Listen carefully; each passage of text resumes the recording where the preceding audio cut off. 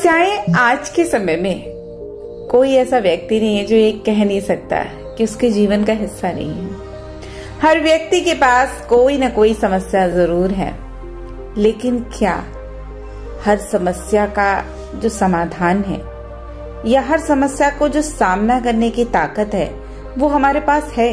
हम कैसे उन समस्याओं को खुद से दूर रखें और अपनी जिंदगी को शांति से जी सकें? यदि हमें ये एक हुनर आ जाए तो शायद जिंदगी बहुत सुकून से कट जाए। याद रखें, मृत्यु एक अटल सत्य है, वैसे ही जीवन में समस्याओं का आना भी अटल सत्य है। कभी कभी हम इस सच से दूर भागने की कोशिश करते हैं या झुटलाने की कोशिश करते हैं और इसमें ये उलझ कर रह जाते हैं।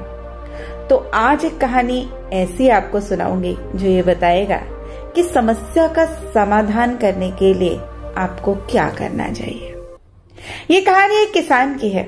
इस किसान के पास एक बहुत बड़ा खेत था। इस बहुत बड़े खेत के बीचों बीच एक चट्टान गड़ी हुई थी।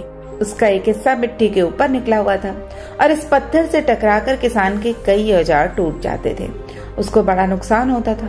अक्सर अपने काम में खोया वो किसान कभी उस पत्थर से ठोकर खाकर कितनी बार गिर चुका था, लेकिन हर बार गुस्से से बड़बड़ाकर वो किसान उस पत्थर पे ध्यान न देकर अपने काम पर ज्यादा ध्यान देता था। अब एक बार किसान अपने घर से चल रहे छोटे मोटे झगड़ों की वजह से परेशान और थोड़ा गुस्से में था और इसी गुस्से में अपना हल उठाकर खेत में काम करने चला आया। काम करते करते उसका हल उस पत्थर से टकराकर टूट गया, क्योंकि वो अपने विचारों में खोया हुआ था और उसने पत्थर की ओर नहीं देखा।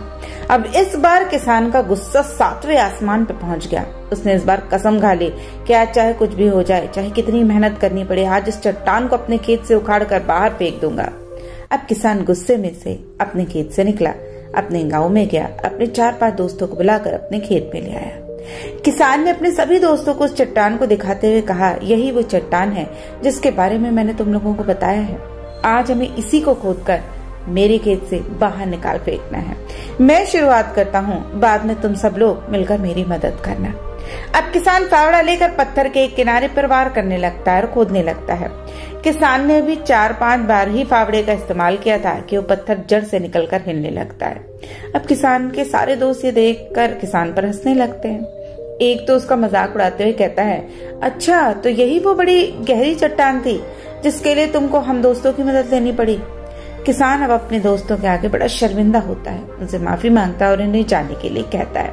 और उसके जाने के बाद किसान को सच में बहुत पछतावा होता है और वो सोचता है कि अगर मैंने पहले ही इस पत्थर को हटाने की कोशिश की होती तो ना मेरा नुकसान होता और ना ही मेरा अपमान होता।